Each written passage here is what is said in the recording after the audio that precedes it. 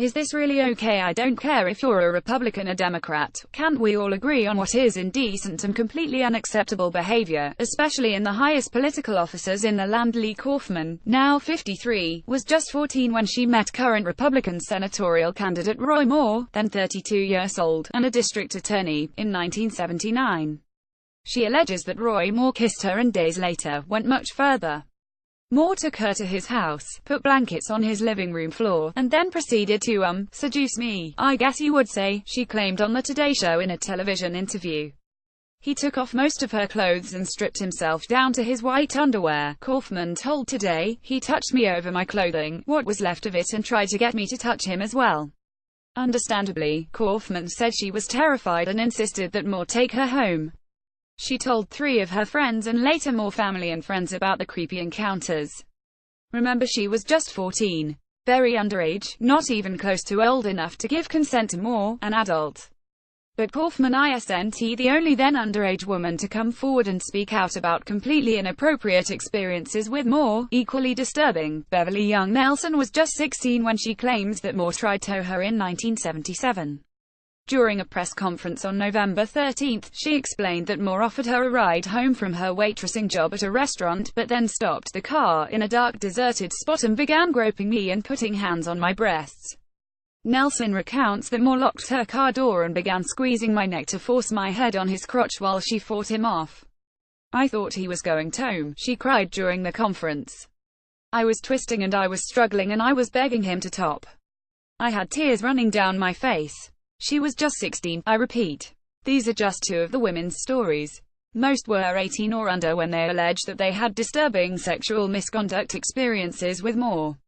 Nevertheless, Donald Trump has now announced his support for Moore to become senator in Alabama. He totally denies it, explained Trump. He says it didn't happen. You have to listen to him. Also, in other words, our president believes that the 9 women who have gone public with their accusations against Moore are liars.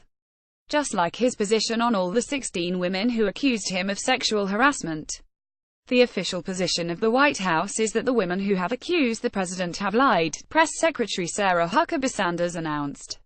So how does this affect you? Have you ever been sexually harassed in your personal life, or at work? Do you think that's okay? Should guys be able to get away with that? Should your career be derailed because a boss or co-worker has harassed you? Is that acceptable? If you have cheered on Gretchen Carlson, whose harassment lawsuit forced the ouster of Fox News chairman and CEO Roger Ailes, as well as a rush of other lawsuits that pushed out Bill O'Reilly, and more senior Fox execs.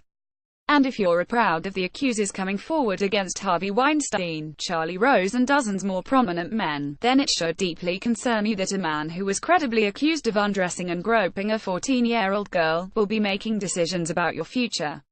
Roy Moore, who also thinks that homosexuality should be illegal, who as a judge refused to perform gay marriages, even though it's the law of the land, who doesn't believe in evolution, who calls Islam a false religion, who calls Native Americans reds and Asians yellows, and who thinks 911 could have been a punishment from God, will be making laws that affect you. Will he stand up for your right to not be harassed? Will he stand up for women's health care? Will he fight for equal pay for equal work? Highly unlikely, on all counts.